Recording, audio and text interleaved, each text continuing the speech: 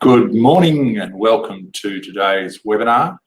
It's about 10:55 by my clock, which means we'll get started in about 5 minutes. Many thanks to those who logged on early, but we'll give some more time for everybody else to come along and join us. So you'll have some silence for a few minutes while we just wait for those people to join. Thanks.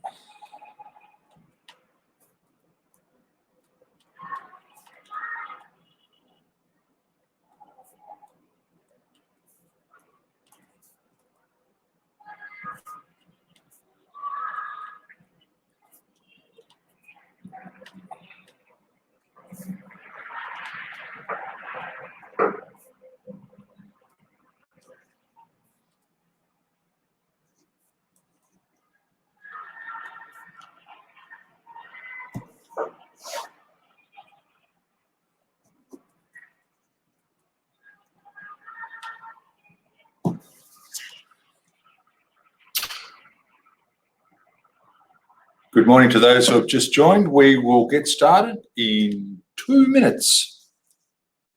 Thanks for logging on early.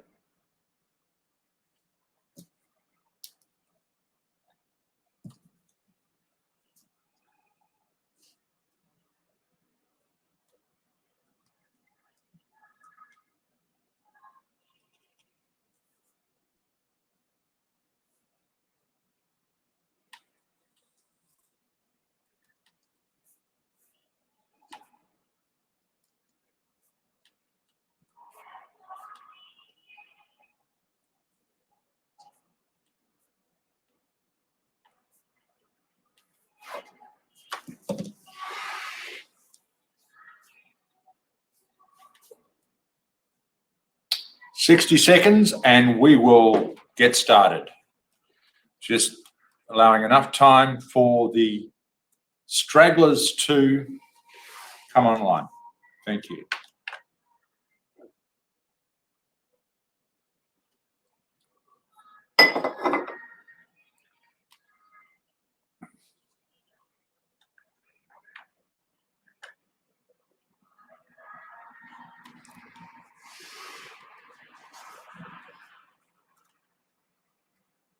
About 30 seconds and we will be starting.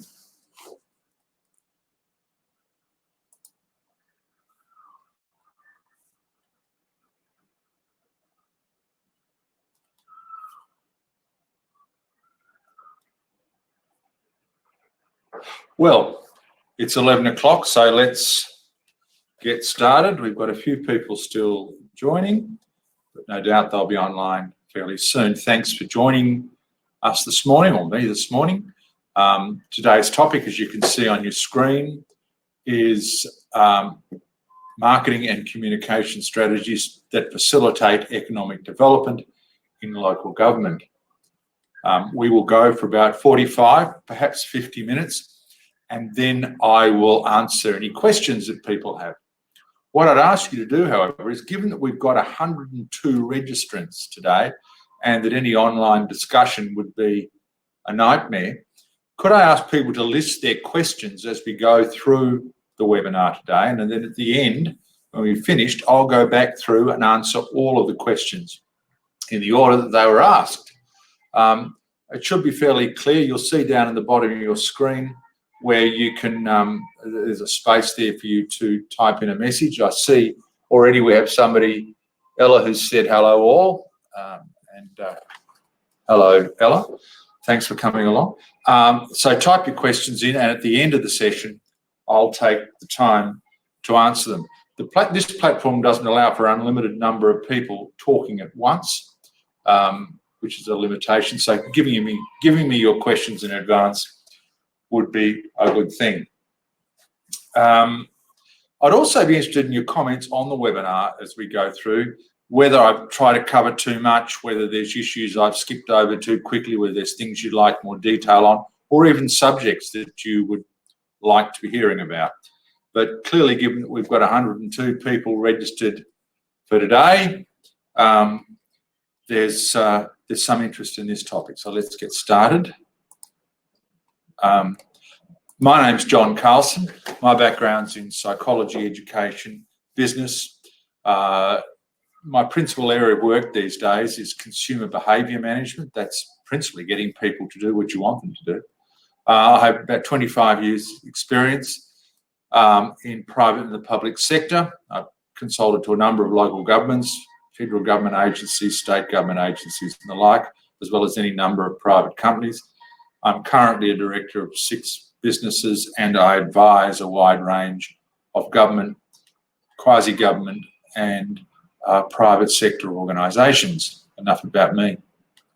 I want to start with some observations about local government. People have suggested before in these webinars that I can be very critical of local government, and that sits uncomfortably with some. The reality is I'm not. I would argue it's the most important level of government, and there's considerable expertise. My point is that for some reason, however, local governments have not been all that good at marketing, and in particular branding themselves, although I'd have to say that's getting better, and I'll refer to that as we go through. But branding is such a critical issue, both in terms of the general public and in terms of economic development, that I think local governments just need to get better at it. And I guess some of my criticisms in the past reflect a frustration that they haven't managed to sell their capabilities, their expertise and their overall offering as well as they might. Just a few words first about economic development. If you go to a textbook, it'll tell you that economic development is about transforming an economy. And whilst economic transformation is obviously an important thing, today my focus will be more on development that drives wealth and employment. So how do we drive wealth for business and for consumers, and how do we develop an environment that creates jobs, and as a result of both of those things, rates revenue and community activity and those other things that matter to local governments. So the 2 issues I'll touch on will be generating activity, that is spending from existing and new people, that is attracting people into the area as well as people who already live there. And secondly, attracting development, in particular investors, both those who are already invested in the area, but also people who might be attracted into the area for the first time. And I do make clearly the statement that I understand that attracting developers and in development in general and economic activity in general involves a lot more than marketing and communication. But obviously marketing and communication is my focus today. I want to start up with 3 related predictions. Last year, the end of 2019, we had about 8 to 10% of Australian retail was online. By December 2020, it was between 18 and 20% of Australian retail is online. Now, people will jump in straight away and say, oh, yeah, but that's all about COVID. Well, it is and it isn't. It is about COVID to the point that it has encouraged people to use online platforms.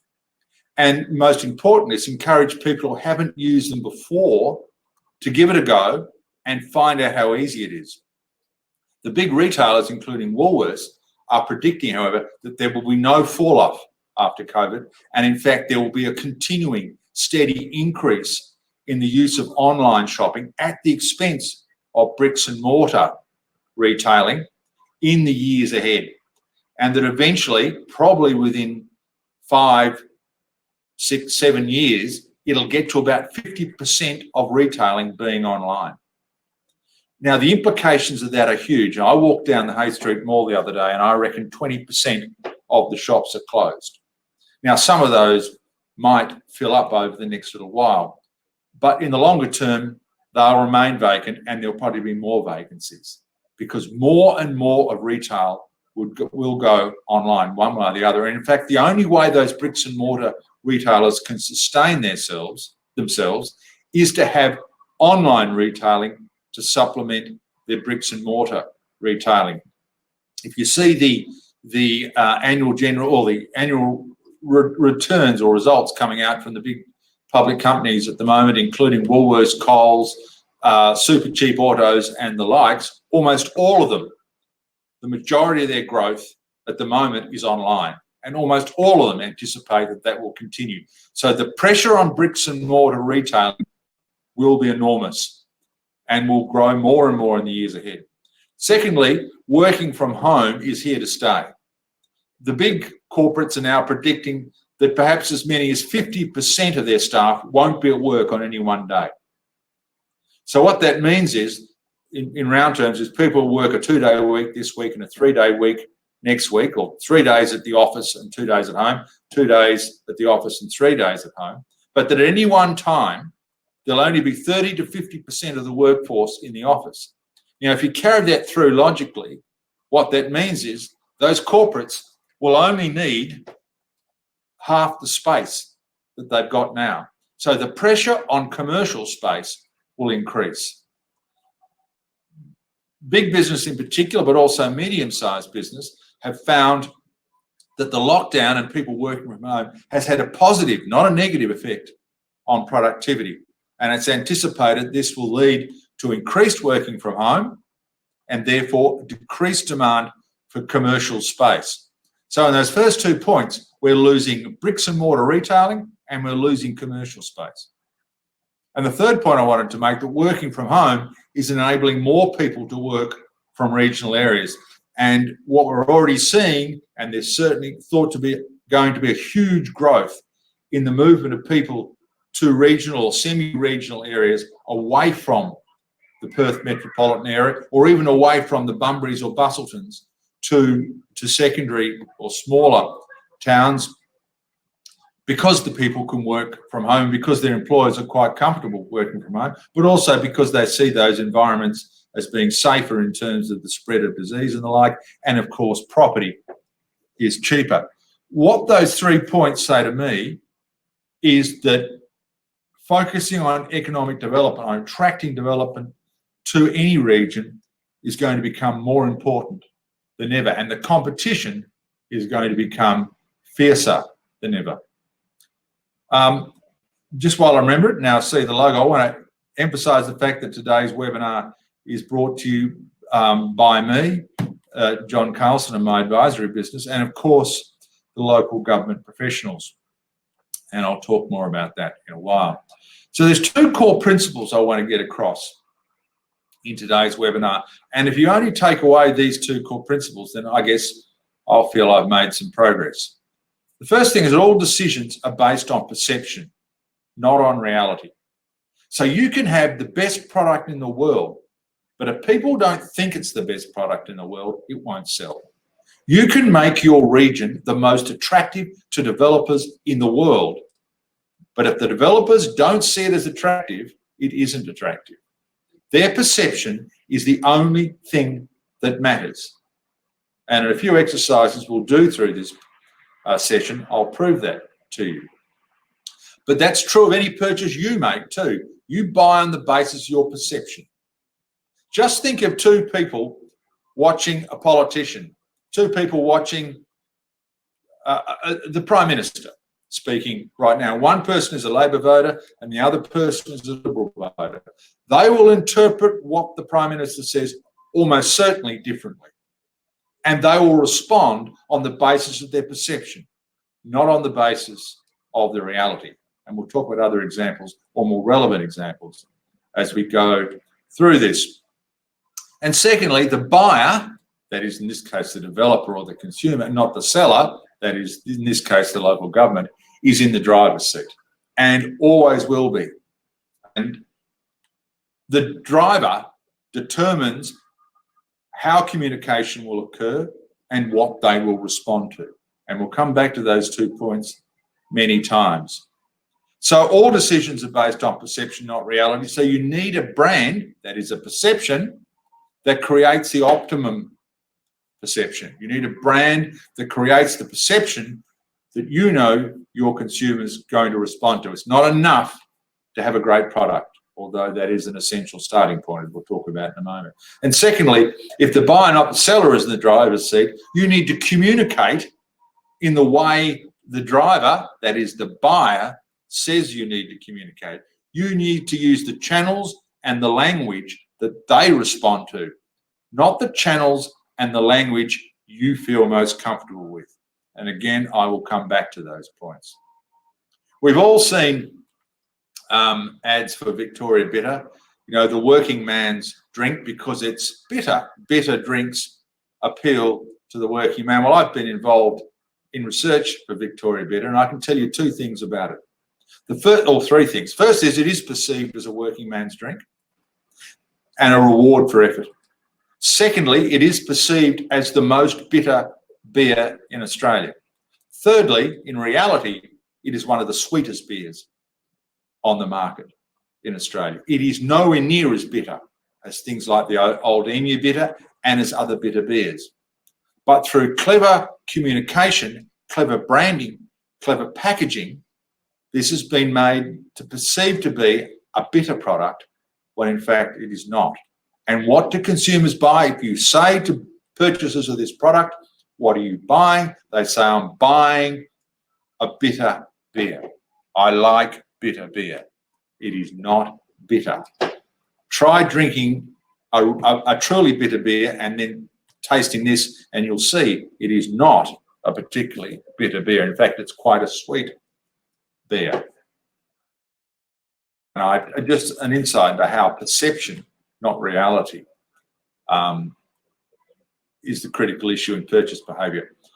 Core issues. There's three core issues we're going to discuss today. The first is product, the second is brand, and the third is communication. So let's start with product. This, his name's just shot out of my head. This guy is Professor of Marketing at the NYU, New York University. His name's Scott Galloway.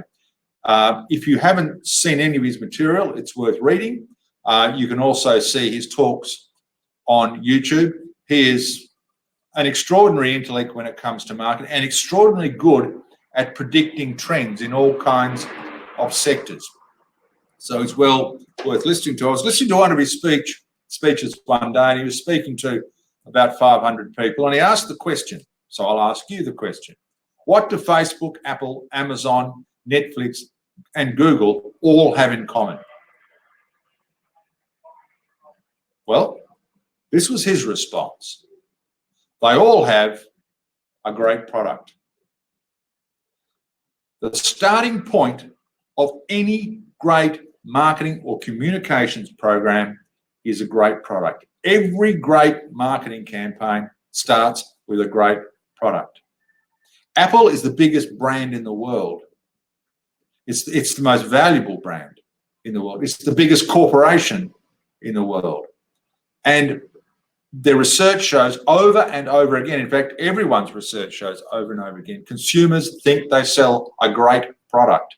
They have a great starting point. They have been one of the most innovative organisations in the history of marketing, in the history of corporations. They're at the top of their game because they offer a great product. It works, and it works consistently.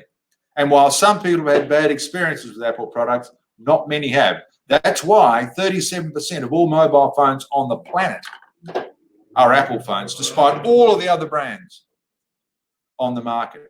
The starting point of every great marketing campaign is a great product. And a great product has two things in common. It addresses an evident or latent demand. An evident demand being people know they want it, they need it. A latent is, well, the demand's there, but they haven't yet realised it. An evident demand would be if I launched a new mobile phone now that was lighter, 20%, 30% lighter than existing phones, then people might buy it because they like the idea of a lighter phone. They find their phone a bit heavy. A latent demand is the kind of demand that was evident when Jobs launched the smartphone. There'd never been one in the world, but his research and his investigation indicated that there was an untapped demand there. But either way, a great product addresses a demand, whether the consumer knows they need it or don't know they need it. It addresses a demand. It is a fallacy that good marketing is about selling people products. Good marketing, great marketing, is about identifying and satisfying demand. So you need to understand your customer. The second point I'd make is that every great product has a single, sustainable competitive advantage, a strong single reason why somebody buys it. Now, if you go and talk to people about the Apple products, the number one reason that's mentioned over and over again is design. There's certainly lots of other good things about the product, but people love the design. Apple has always prided itself in its design. So every great product, and think about your product. Do you know there's demand for what you're selling? And what is the single reason why somebody should buy it? For a local government, in my mind at least, and certainly insofar as this presentation's concerned, your product is your region. It's not the local government, although that's important. It's the region. That's where the development occurs. And addressing an evident or latent demand involves setting aside your intuition. And I want to talk about intuition in a moment. It's a very dangerous thing. Setting aside your intuition, that is what you think developers might want, and identifying exactly what the developer or the consumer wants. Find out from the developer and the consumer what they want, and then deliver that. Don't assume you know what they want. Secondly, developing a sustainable competitive advantage involves establishing one factor that sets your region apart and makes it attractive, indeed more attractive than other regions, for developers and consumers. And I will come back to all three of those points many times as we go through this. So as far as the product's concerned, here are three recommendations. Identify and focus on the smallest possible target market. The smaller your market, the smaller your audience, the smaller the range of developers or investors you're targeting, the better you can understand them, the better you can develop relationships with them, the better you can engage with them. Secondly, and I'll come back to all of these points, use co-creation to address audience needs. In other words, work with your target audiences to determine what they need. That doesn't mean ask them what they need, it means work with them. And I'll talk about co-creation some more as we go along. And thirdly, establish one primary sustainable competitive advantage, one clear point of difference that sets you apart. There may be secondary points of difference, but there's got to be one that sets you apart within that smallest possible market. This is Mark Cuban. He is one of the world's biggest investors, or one of the world's wealthiest and most successful investors, invests all around the world, multi-million dollar investments every year. And he says that when somebody comes to him and pitches an investment opportunity, whether it's real estate, whether it's a product, whatever it is, he asks them to do three things. Firstly, demonstrate that you have the smallest possible target market. smallest possible audience. Because if you're saying my product is for everyone, then there's no way you can customize your product to suit the needs of everyone. But if you say that your product is ideal for retail investors who do 1, 2, 3, and that's what my market is, then there's a chance you can customize your product, you can understand their needs, you can identify their latent or apparent needs, and you can craft a competitive advantage. His second question is, demonstrate that within that audience, you have a clear competitive advantage. In other words, you can answer a simple question. Why should I buy your product instead of his product? Why should I invest in your region rather than his region? And that's got to be really concise. It's not about saying we are 1, 2, 3, 4 and giving them a list of benefits. It's about saying, here is the principal reason you should invest with us rather than them. And thirdly, demonstrate that you know your customer owns you. Demonstrate that your customer is in the driver's seat. That's getting back to that point I made earlier. So the critical issue is demonstrate you have the smallest possible market. Really fine-tune your target audience to one you can develop an understanding of, that you can co-create with, and that you can develop a relationship with. Then success becomes a great deal easier. If you try to be all things to all people, you will lose. I saw a quote on one of the social media platforms the other day that said, if you chase 2 rabbits, they'll both get away. You've got to find the one that's best for you. Secondly, demonstrate you have a clear competitive advantage, a clear point of difference. Demonstrate you can ask the question, why should I buy from you rather than him or her? And thirdly, demonstrate that you know your customer's in the driver's seat. Understand your customer and respond to your customer needs better than anyone.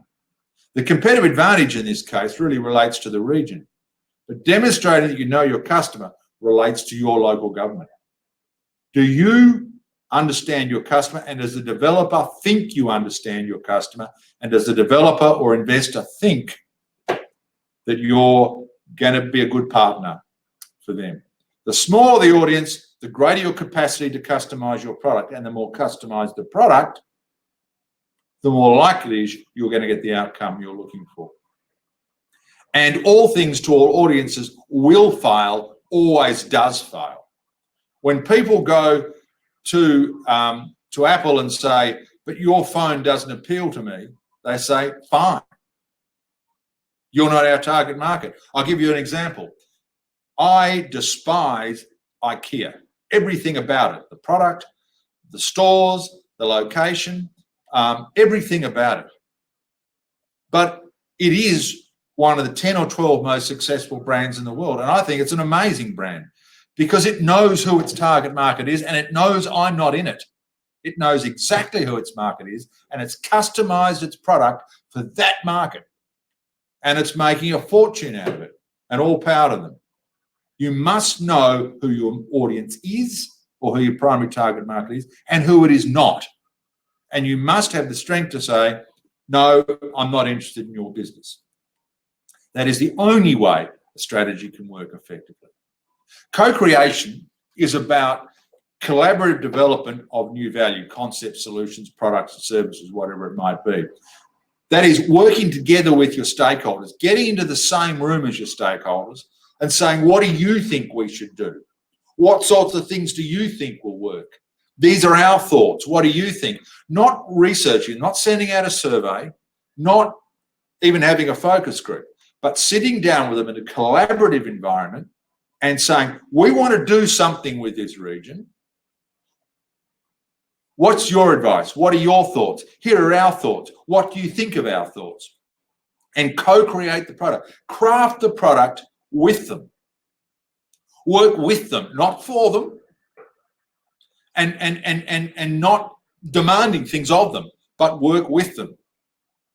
And I can tell you now from projects I've been involved in with local governments and major developers all around the country, and I've been involved in perhaps 100, co-creation works. Working with the developers before anything even happens, working with the developer to define your competitive advantage, to define what they're looking for and define what you're looking for and find the common ground is a critical step towards building a great regional product.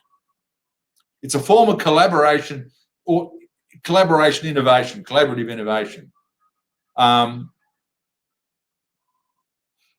So it's a really important thing. Sorry, I'm just reading some of the messages that are coming through. And the sustainable competitive advantage, developing a sustainable competitive advantage, is firstly about understanding that every product has the potential of a competitive advantage. I've never seen a product for which I couldn't develop a competitive advantage. It takes some work, but every product, every region has a competitive advantage if you're going after the right audience. Secondly, you want to identify the unique characteristics of your region. And this is where collaboration or co-creation becomes really important, because what you think is unique, a developer or investor or a consumer may not think is unique. You've got to work together to identify the unique characteristics of the region. And then you've got to identify the expectations of your target audiences, your target markets. And where those two things intersect, you can draw the data which allows you to craft a sustainable competitive advantage. So a sustainable competitive advantage is not something you should dream up. And certainly I've been asked over the years for many a client, including local governments, to dream up a competitive advantage. You know, dream up a point of difference, dream up this thing that sets us apart from our competitors. You can do that. It just won't pay dividends on a regular basis. You need to understand that, once you understand that every product, every region has a competitive advantage or can have a competitive advantage, you then need to work with the investors, with the customers, with the developers to co-create that competitive advantage at a point where their needs, your needs, and the nature of the region intersect. Now, this goes to the point of a competitive advantage. This is an example I dreamed up, but based on some research that was done. Intuition. Which of those two descriptions of Hootersville, this latest local government in Western Australia, which description of those regions, of that region, do you think would have the greatest appeal to an investor? One that says if you're the shopping capital of the West, or the one that says you're the shopping capital of the West, you're the commercial capital of the West, you're the multicultural capital of the West, you're the cultural capital of the West. Well, intuition might tell us, and this is where I don't like intuition, will tell us that the second list is going to be the more powerful. The reality is there is truckloads of research and truckloads of empirical evidence to suggest that the first, the single competitive advantage, is the more powerful in communication. You can build a strategy around that one competitive advantage. It's very hard to build a strategy around 4 competitive advantages or 4 points of difference, and it is less credible to develop a competitive advantage around 4. When somebody tells you there are 6 reasons why you should buy a product, you're far less inclined to do it than if they say there is one very good reason why you should buy that product. And to refine this further, instead of saying you're the shopping capital of the West, you might say you're where 200,000 people shop daily. Now that becomes a point of difference. That becomes a competitive advantage.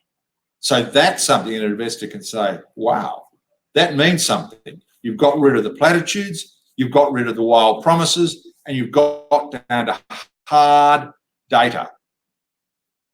And if developers are looking for shoppers, that kind of competitive advantage can set a region, a business, an organisation apart.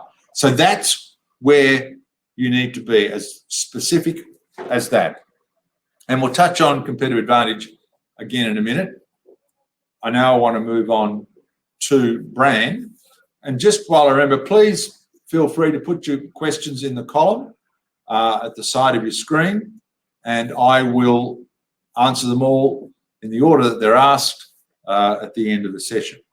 So brand, and as you remember I said before, people buy on perception, not on reality. The perception is created by the brand.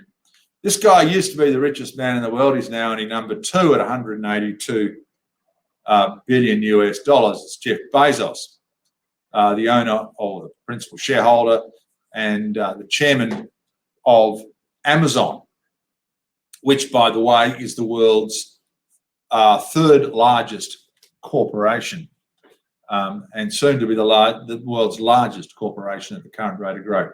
25% of all Americans shop with Amazon.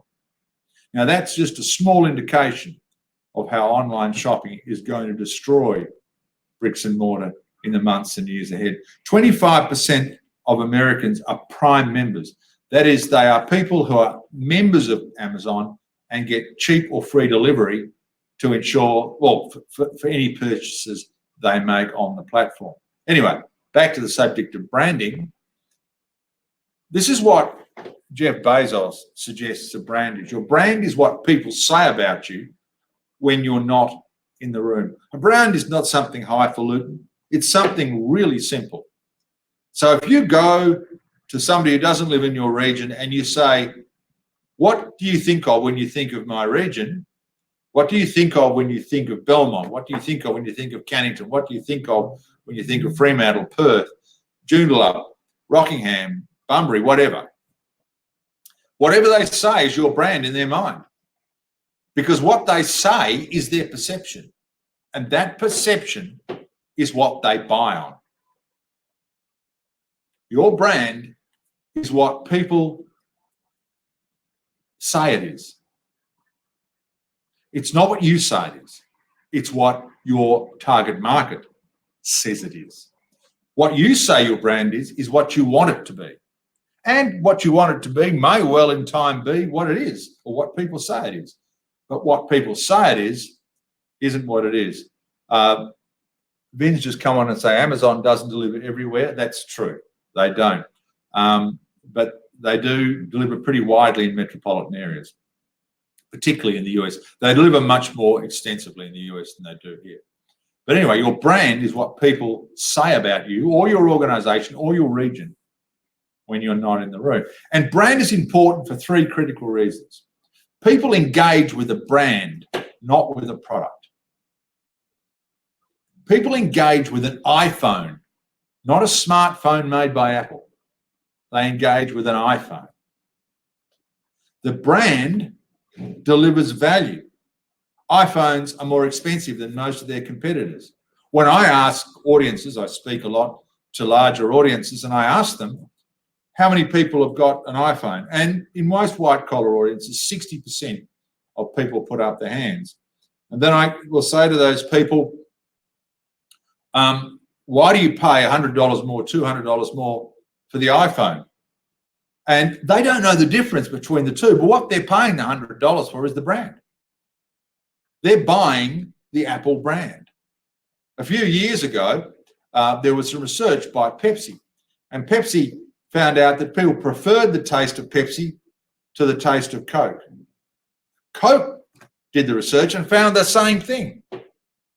That being the case, why do 70% more people buy Coke than Pepsi? Why is Coke still the largest soft drink brand in the world? Because people are not buying the taste. They're buying the brand. They're buying a Coke, and a Pepsi just ain't a Coke.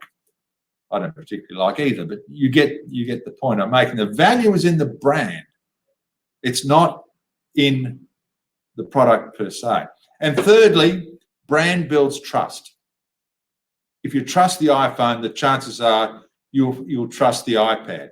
The chances are you'll trust some other product that they make. If you trust a Commodore, the chances are you'll trust another General Motors product. You trust the brand, and therefore you'll trust what that brand says. ultimately, it is the brand that audiences buy. And that's why branding is so critically important. And it's why I feel so concerned that so many local governments don't come to grips with branding adequately. So there are two brands for you.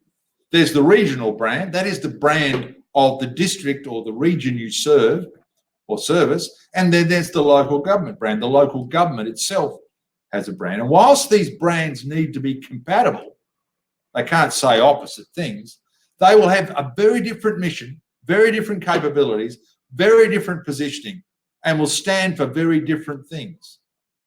Your local government doesn't stand for what the region stands for, and the region doesn't stand for what the local government stands for. They are different entities, and each one must have a definable brand. And whilst I think local governments are getting increasingly good, or better at least, at defining their own brands, their local government brand, they're not becoming all that good at developing their regional brand. And that's an area that needs some work, I think. So a regional brand is what your target market says about the region you're marketing. Getting back to Bezos's definition. So what are they saying about the region you're marketing? Well, I last year was working on a $500 million development, which had approvals in place. We were trying to sell the development to one of the large Australian developers. And despite data suggesting otherwise, the prospective developer incorrectly, they weren't right, viewed the region that we were promoting for the development as uninspiring. In fact, one developer said to me, it's a place you drive through on your way to somewhere else. In other words, despite the data that suggested this was an ideal place for the development, the perception of the region, a metropolitan region in Western Australia, by the developer meant that there was no way he was even going to look at the development proposal. And he didn't. He said, I don't like the region, it doesn't work for me. That illustrates how important the region is.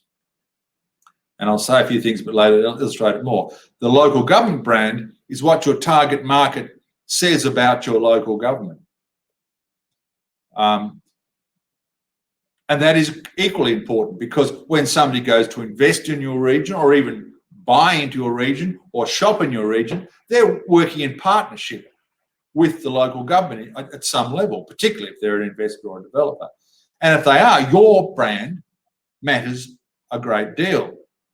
Is your local government seen as being progressive or conservative, anti-development, pro-development, engaging, unapproachable, forthcoming or reserved, easy to work with or hard to work with? And these are the kinds of critical issues that your brand needs to be built around if you're going to attract in developers and investors. These are the things they consider, and they need to be built into your brand and evident from your brand. Getting back to our $500 million development, the local government concerned maintains that it's welcoming, thriving, creative and resilient, all of which I'm sure they are. And the developer didn't dispute any of this. They were quite happy to agree that the local government was great. They just didn't like the region. And they didn't like it for all the wrong reasons. They didn't understand it. They hadn't been communicated with, and because of that, they weren't going to give me the time to sell it to them. So again, I make the point, there are two brands, the regional brand and the local government brand.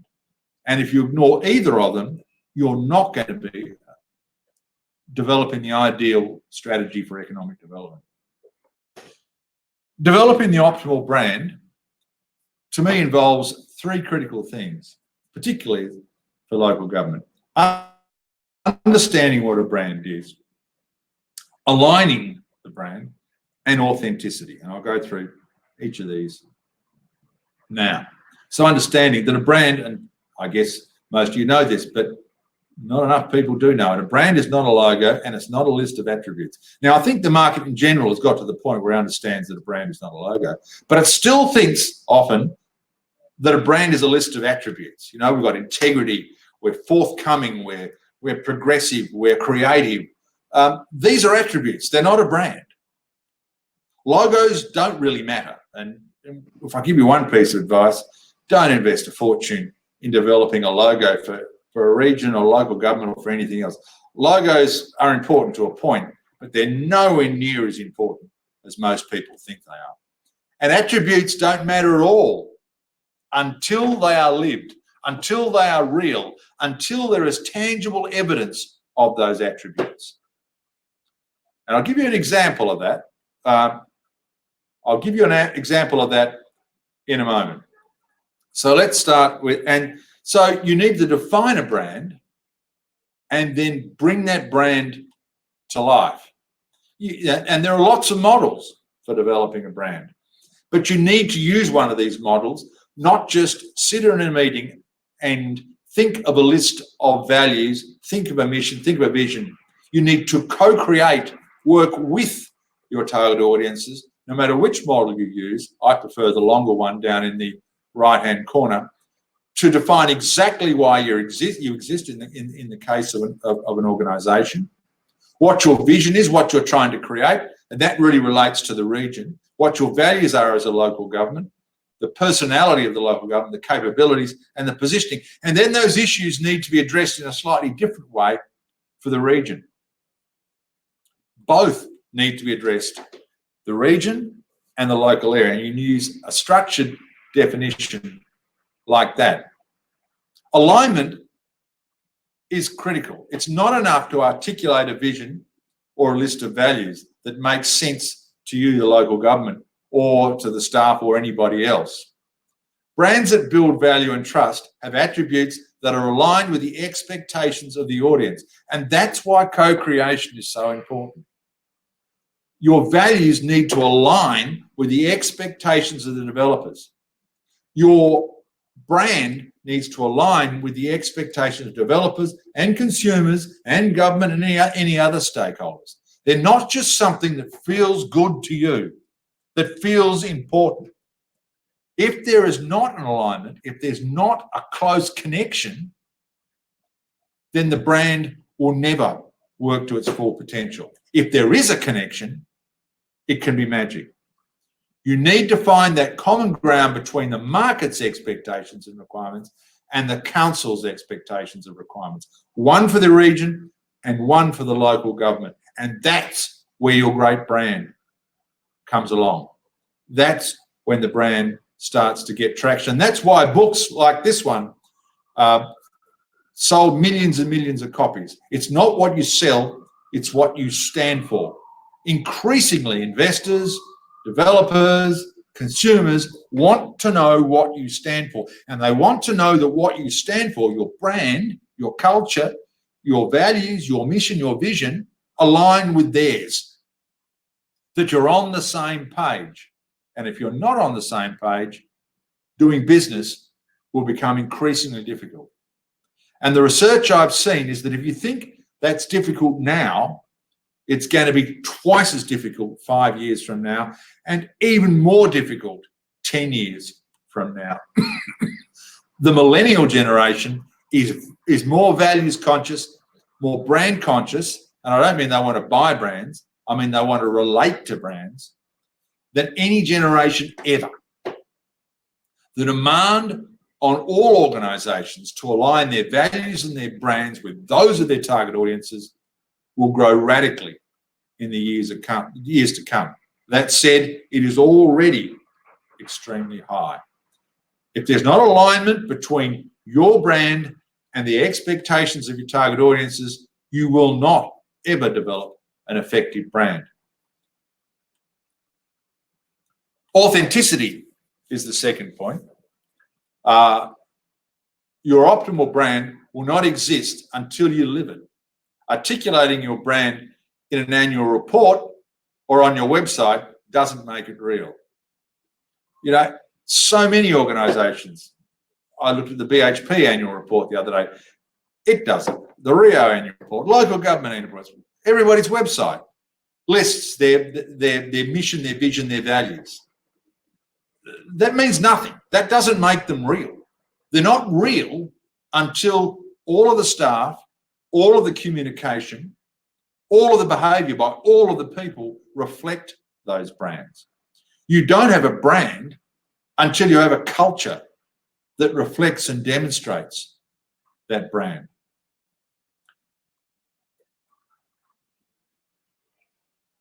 And audiences will not have the perception of them that you want until you deliver.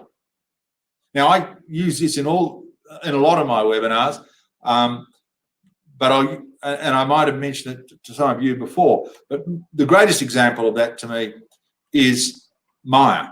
You know, the Myer slogan used to be, for a couple of seasons at least, was wonderful. Is there anybody listening to this that believes that Myer is wonderful? You know, Myer talk in their branding about their service, their range, you know, how inexpensive their products are. Does anybody believe any of that? The reality is that the message and the reality are different. There is no authenticity there.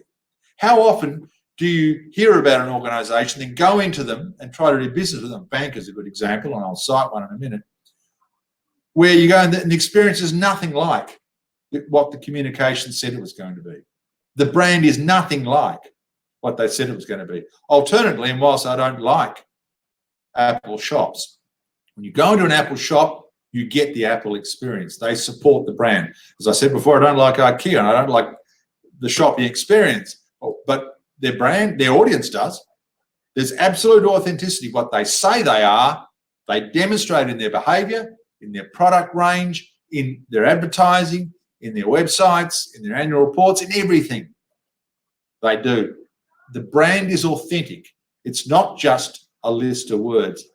The Commonwealth Bank website says their values are integrity, collaboration, excellence, accountability. Message me now if you believe that the Commonwealth Bank has integrity, that they collaborate, that they offer excellence, or that they're accountable. You know, the reality is, and I haven't got a message yet, the reality is nobody believes this because it's not real. These are just words on a page. They sit on a website, they sit in an annual report, but they're not real. I don't think anybody in this country believes that banks have integrity. The Commonwealth Bank or anybody else. I don't think anybody in this country feels that a bank has collaborated with them. Oh, our experience is otherwise. Thanks, Deb. I don't think anybody seriously views the products offered by banks as excellent, or that they offer. Another one, people are disagreeing with me frantically. Vanessa, thank you. That they're accountable. The reality is, for most people at least, sort of a couple who disagree with me, most people at least, this brand hasn't been brought to life. They're just words on a page. You've got to have a mix. You've got to have a match between the internal, that is the culture, and the external, that is the brand. And until they match, you don't have brand authenticity. And where they match is where there's authenticity. If you need to list your values on your website and in your annual report, your brand hasn't been brought to life. If you need to list them, if you need to tell people what you stand for, if you need to tell people these things, then you're not living it. Because it should be evident from everything you say, everything the website says, everything the annual report says, everything your brochures say, everything. The brand should be evident in the behaviour of the receptionist, in the behaviour of the people on the phone, in the interactions with, security people, whatever it is. The brand should be consistently evident. So in terms of branding, I have 3 recommendations, and I'll come back to these as we go through. Develop 2 complementary brands. There's one for the organisation and one for the region. And the one for the region needs to have, as we go back to the product, a clear strategic competitive advantage, and it needs to be developed cooperatively if possible.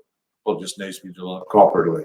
Secondly, ensure absolute alignment. Ensure that you use that co-creation process to make sure the brand for your region aligns with the expectations of your target market, and the brand for your local government aligns with the expectations of your target market.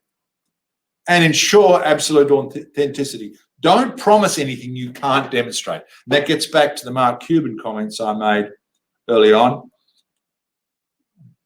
Can you demonstrate that you know the customer's in the driver's seat? And that's what authenticity is about. Giving the customer, or being seen to give the customer, what they want. Move on to communication. Now, there's a prize for anybody who recognises this fellow. No answers, prizes withdrawn. This is George Bernard Shaw. He was famous for saying the single biggest problem with communication is the illusion that it's taken place. And I reckon this is one of the best quotes I've ever read about communication, because with most communication, there is an illusion that it's taking place. And I'd say two things about that. One is communication involves listening as well as articulating. I'm not communicating now, I'm talking at you. I guess when I start responding to your questions, then we're really communicating. Secondly, just because you put a message out there doesn't mean that anybody read it. It doesn't mean they understood it. It doesn't mean they engaged with it. Simply putting information out there is not communication. And make some general comments about different forms of communication. Websites are necessary, are critical, but they are less and less an effective mode of communication.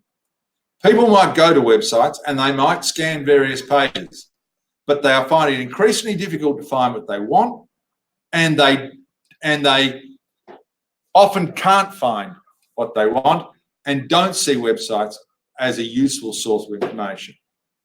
People receive newsletters and they tell surveys that they read them, but the fact of the matter is they don't. They certainly don't read them in detail, and they rarely retain them. Press advertising is dying. Particularly community newspaper advertising, but press advertising is declining at the rate of 17%. Newspaper advertising, sorry, is declining at the rate of 17% per annum. Magazine advertising is declining at the rate of 18% per annum. They are not effective modes of communication. Email can be, but only if it's really, really well managed. And if it is well managed, it can be the most effective, or one of the most effective modes. Social media is a brilliant mode of communication. My biggest concern is that local governments don't use it enough. It's a brilliant mode of communication, and yes, all sectors of the community use it and draw their understanding of a brand from it. But in terms of what you're talking about, in terms of attracting developers, attracting investment, attracting economic development, personal engagement is far and above the most effective form of communication. People do business with people they like, people they know, people that share information with them, people that help them, people that talk to them. As any consultant, such as myself, knows, the people that call you are not the people that read your social media posts, although they can help them develop an understanding of you. They're not the person that sees your press ad. They're not the person that reads your newsletters, and I put them out. And they're not the person that reads my website, and I think I have a pretty good one. They're the people I have a relationship with. The key to effective communication with investors and developers is a personal relationship built on personal engagement. The optimal communication strategy has, amongst other things, three critical elements. It's on brand, it's accessible, and it's targeted.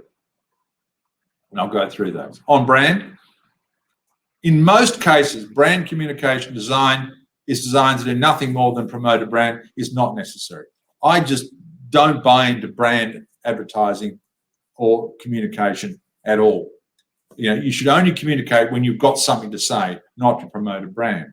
But that said, all communication, that's all communication, including every annual report, every website, every sign, every brochure, every media release, every social media post, and every direct marketing mailer or whatever else you're doing needs to reflect the brand. When somebody reads your communication, they need to feel the vision, the values, the personality, the capabilities. It needs to eke through in the language you use, in the type of copy you write, in the length of copy, in the colours you use, in the photographs you use. Nothing should ever be issued that isn't on brand. And again, the greatest examples of that, above any other, is the Apple brand. The Apple brand is worth $200 billion US. That is an amazing value. And everything that Apple do is on brand. There is not a single element of communication, even emails to unhappy customers, that is not on brand. I've just got a message from Sarah saying, fortunately, my business e-newsletter has a relatively high level of readership. That may be. Mike's and good work if you can do it, because there are tricks to making an e-newsletter work. Firstly, make it short.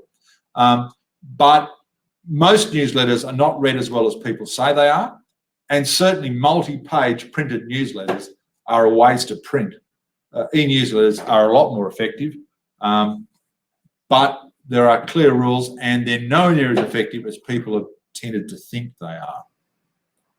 But you've got to be on brand. A brand definition, that is the articulation of the attributes, must provide guidelines for how staff should behave and how messages should be communicated. Nothing in the behaviour of staff should not be on brand. Nothing in the messages communicated should not be on brand. And you won't have a great brand until everything is on brand. A single page brand story can encompass sentences and phrases that can be used in annual reports, websites, on signage and brochures, and everywhere else to communicate your brand. And this is much more than just a strapline.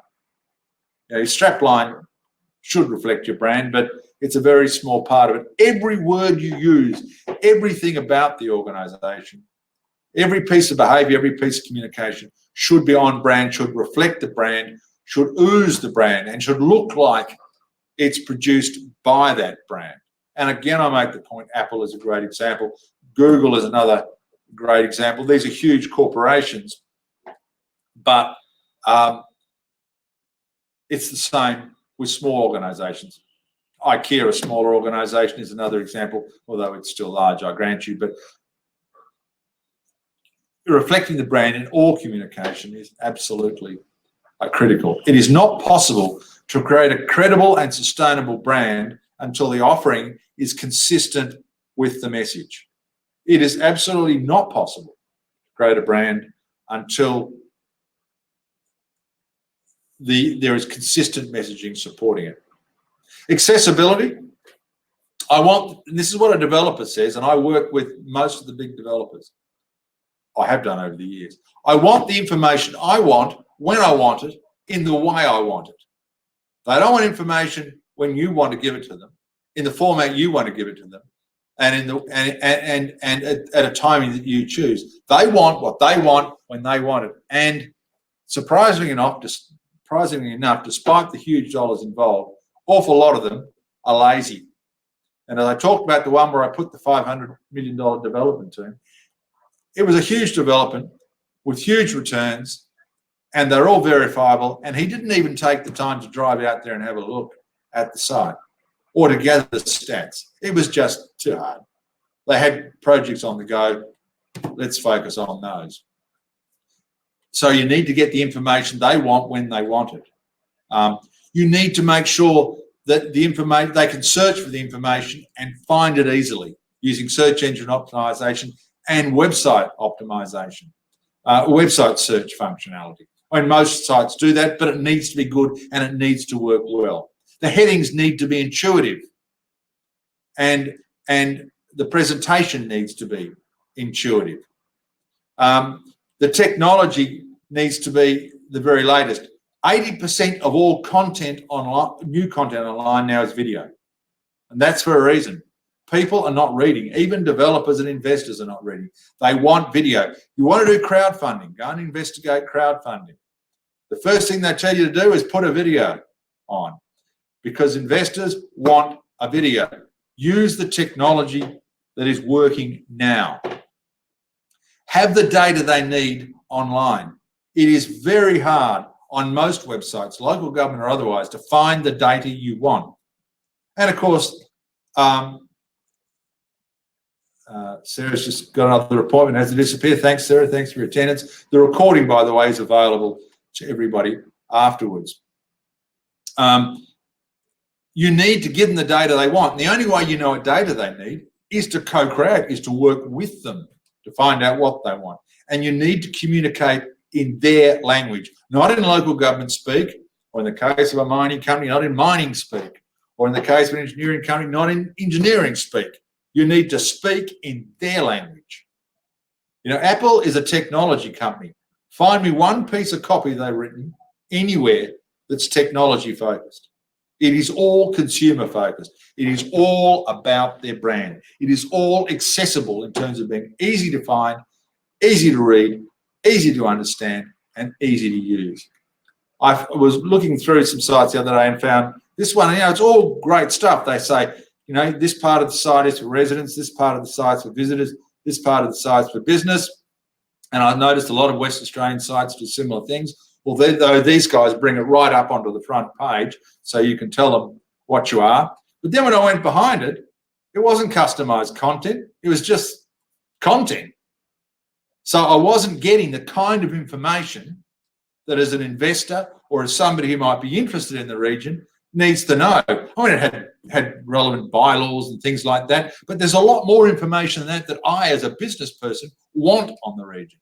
And the information simply isn't there. It's the information that's readily available to the local government, or which the local government feels is interesting, or which is most relevant to the relationship the developer might have with the local government. But the developer needs the information that helps them make a decision as to whether that is a good area to develop in. It's more than just the information that helps them work with the local government. It's the information that makes it appear that this region is one I just cannot ignore. So sure, do what Wollongong's done here. It's great. It's a good idea. But make sure when I click on business, I get all the headings in my language that I'm looking for. Not in your language, but in my language. Somebody's just sent me, Vin's just sent me, any chance we get a copy of the slides? You can most certainly get a copy of the slides. In fact, the presentation will come to you automatically once the session is over. You'll get a full recording of the slides with my voice. Sorry about that. If you want the slides just as a standalone without my voice, just send me an email and I'll most certainly send you a copy. Another significant development I worked on last year, I found finding the information I needed on the region was so difficult. And I found none of the headings on the relevant local government website at all intuitive or at all made for me. And in fact, I had to ring various places to try and put together the information I needed. And it wasn't as big as the $500 million, but it was a sizable development. I wanted critical information quickly, and I couldn't find from the site how to find it. So I had to go find it elsewhere. Some people just won't look elsewhere. They'll just look in other regions where the information is more easily available and where it is more user-friendly. And I don't speak local government talk. I don't speak local government language. I need you to speak in my language. It really is nearly as bad as writing it in French. You know, your audience isn't French. Why write in French? You wouldn't. So on the last point on communication then, targeted. Don't wait for organisations to call you. Use marketing automation, and I'll talk a bit more about that in a moment, to build a database of the target audience that might be interested in your region. And then develop an understanding of that audience's requirements through co-creation, through discussions, through meetings, through getting face-to-face with them.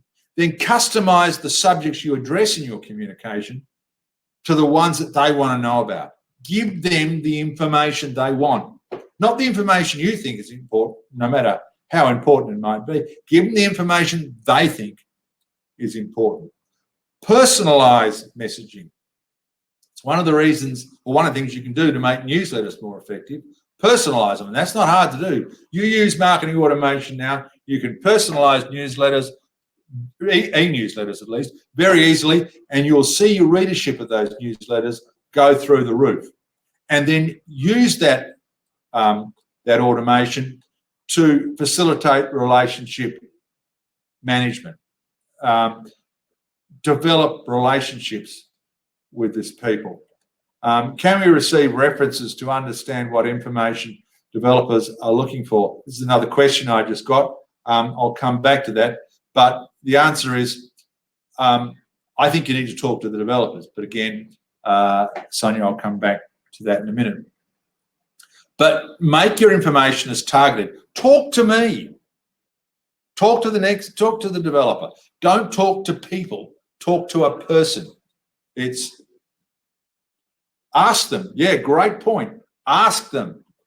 Thanks, Cassidy. That is exactly the point. Ask them. And if anybody's interested, I can certainly give you some links to talk to you about marketing automation. But this is an example of how marketing automation works. But it's a way of gathering contacts. You know, if you're using your site with the website with business as a heading, as people click on it, there are quick ways you can use to gather information about who that is. You can then add them to an email database. You can then develop.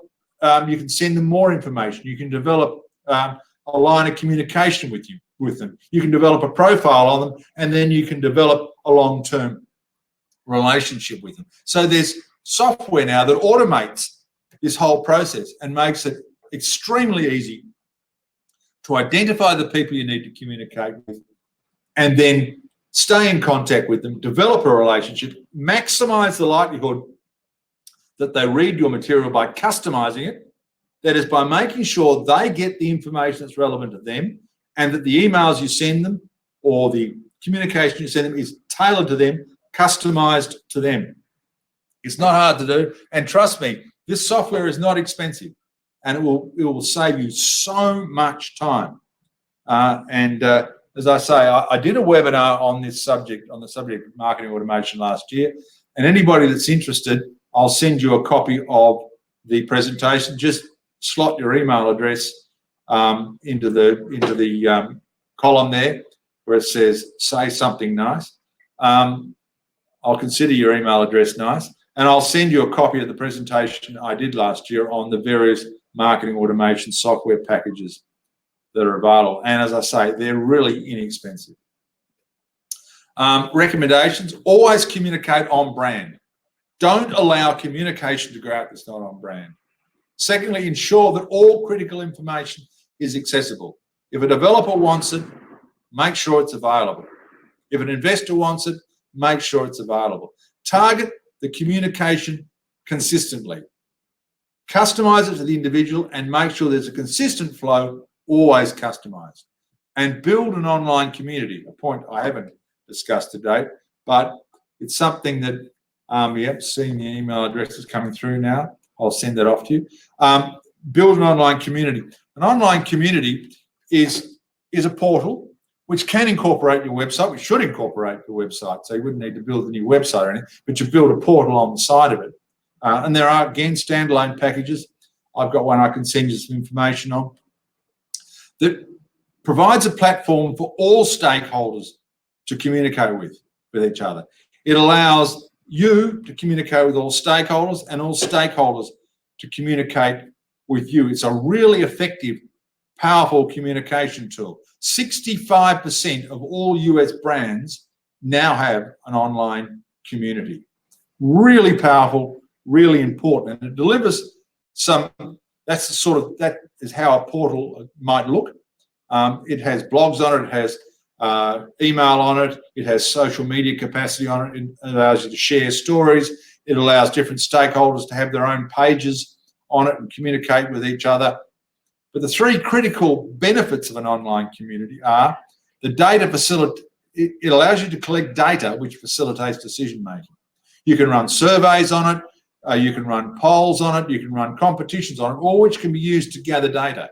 You can see what people are talking about, what issues of interest to them, what issues are important to them, and you can gather all that data into a single repository to help you make better decision making.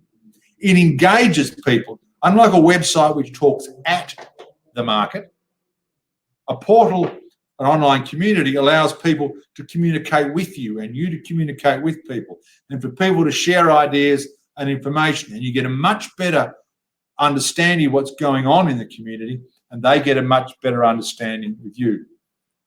And it facilitates developing connection, engaging people and developing online relationships which can then be taken offline. Again, if somebody would like a copy of a presentation on the subject of online communities, I'll send it. I'll certainly send it to all those who have sent their email address to me already. Thank you for that. So in summary, and I think I've run past time. Sorry about that. In summary, identify and focus on your target market. Don't try to be all things to all people. Use co-creation to address audience needs. Work with them to find out what they need. Establish one primary sustainable competitive advantage, one point of difference. Develop two complementary brands, one for the local government, one for the region. Ensure absolute alignment between the reality and what you're saying in your brand. Ensure authenticity. Alignment meaning between what the market expects and what your brand offers. Ensure authenticity. Deliver if you promise that that's what it's going to be, that's the experience is going to be like, make sure it is. Communicate always on brand. Ensure that all information is readily accessible. Target the communication to individuals and develop an online community. I think I've really gone on long enough. I've taken a bit too much of your time. I'm sorry about that, but I hope you found it useful. I will stay online for a while and answer the questions. But before I do, just a word on the upcoming sessions. Strategies for making social media work to the advantage of local government. I know local governments are frightened of social media, but I can show you ways to make it work and make it work without pain. 21st century strategy for boosting community engagement and development in local government. I think community engagement is so important, but there are strategies for doing it in a way where it's seen to be done and where it provides you with useful data. And thirdly, strategies for navigating and leveraging the sharing and gig economies in local government. The sharing and gig economies have only just started and you need to come to grips with them. We'll have a session on that in November, which seems like a long way away, but it's probably not. If you want more information on any of the topics, you can go to my website, which you can find at www.djohncarlsonesq.com, or you can email me, john@linkintegrated.com. I'll answer your emails or give me a call if you like. I'm always happy to come and talk to people about these issues. As you can see by the amount of content and the way I've gone about it, I'm pretty passionate about this subject. Thanks for attending today. Thanks to the local government professionals for sponsoring this. They're a great organisation. Candy does a great job, and so do all the team. And I'm pleased to have been able to deliver it to you today. I'm just now going to go back through some of your questions and see if there are questions that I can answer. And please feel free to put some more. Yeah, there was a question here about what can we reference to understand what information developers are looking for to provide the information they want. Look, I reckon that is a fantastic question, but I think Cassidy is absolutely right in the response. Ask them. Develop this collaborative arrangement. They'll tell you what they want. They will tell. They want to tell you what they want. They want to work with you. They want to develop a relationship with you. Investors want to know the opportunities that are out there. They want to know who's out there and what opportunities they offer and how they can help make those opportunities happen. Ask them. Invite them around for 3 or 4 or 5 developers around for lunch. Sit them around a table and say, look, we'd like to know what you need from us, what you're looking for. And they don't mind sitting down in the same room together. In my experience, they certainly don't. And ask them what they want and then give them what they want. they'll tell you. Other questions going through. I see a number of people here have sent through requests for the other two presentations. I'll definitely send those through, probably this afternoon. And how do we find investors? That's a great question too, Katie. I think the first step there is to find out what sort of investor you're looking for. Once you've found out what you're looking for, then you can use databases and contacts and business publications to identify who the investors are. But I think the question, who are the investors? We first need to say, what sort of investment are we looking for? And then we can start to say, well, who offers that sort of investment? And business directories will help you identify that information. Talking to people already in the investment field will provide you with the names of others.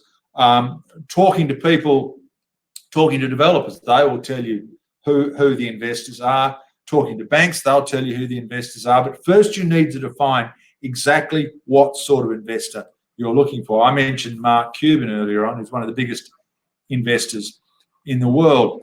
He invests in all kinds of things, but it's within a specific range. He doesn't invest in high-rise apartments, for example.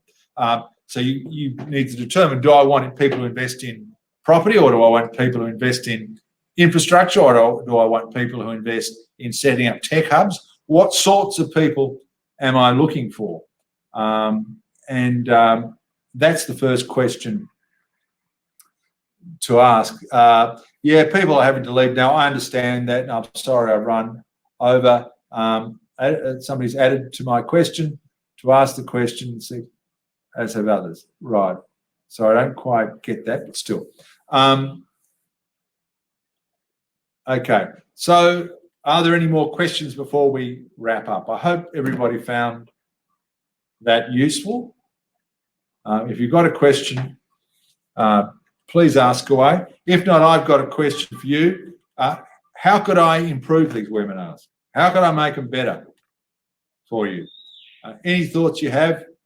I'm doing with you now what I'm suggesting you do with investors and developers and consumers and the like. Tell me what's important to you.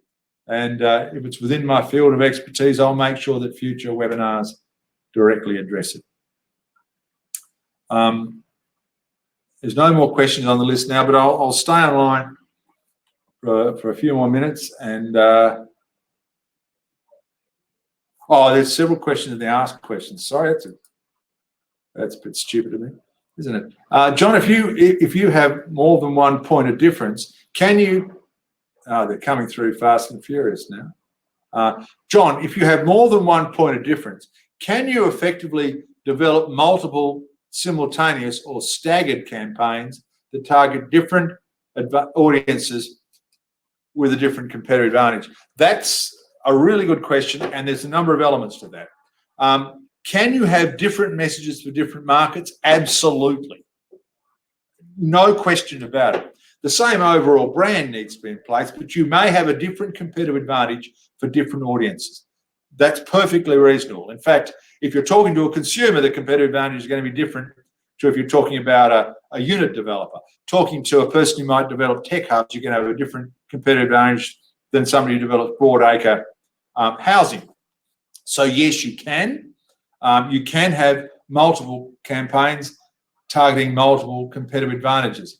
But there needs to be one underlying theme that pulls those elements together. But yes, you can. They can be staggered, as you suggest, or they can be simultaneous. But I think that's a good question. Another question here. Have you come across any local governments who are successfully branding and marketing both their local government region, whether in Western Australia or in Australia? Look, I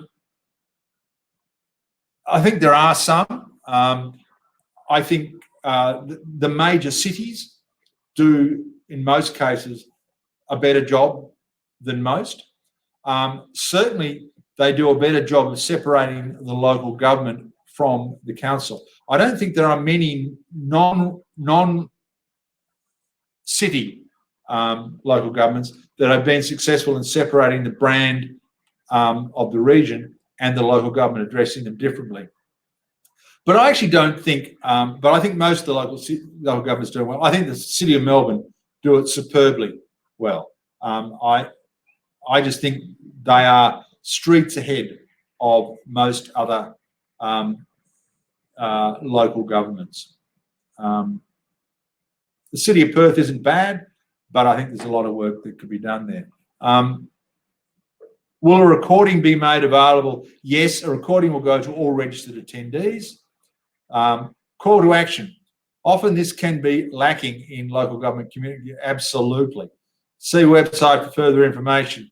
Do you have some examples of great, clear, persuasive calls to action specifically for executive directors, I guess? Investment attraction.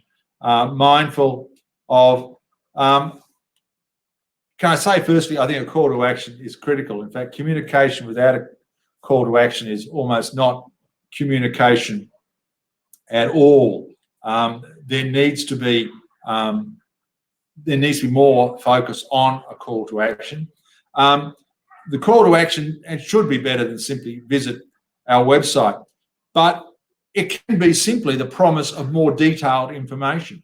You know, you give somebody an insight into something now and say, for more detail on this issue or for specific statistics, visit whatever. That to me is a far more effective call to action than simply visit our website. It's to be as specific as you can. For our area, not everyone has access to the internet or social media, or that is a problem. And also finds that communication from our Shire page gets lost in algorithms, even if they're shared in towns groups. There are ways of getting around that.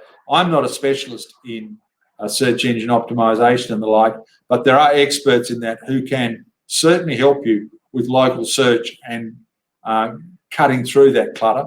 I understand that not everyone is going to read every part of the newsletter, but feedback we have is that they loved reading the updates in the paper, including things previously shared online.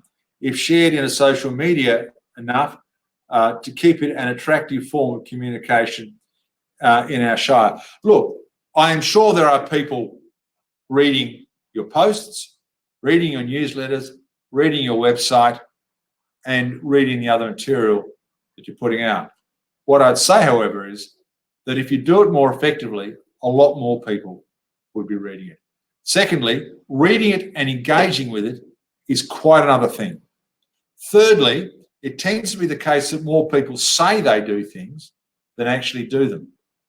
And the fourth thing is, people are unlikely to say negative things about you. You know, it's like the politician who is running for election and knocks on doors as he walks down the street and then finds out he lost the election. And he says, but nobody said anything rude to me. Well, people don't say rude things. They say nice things to you and then get on with their lives and ignore you.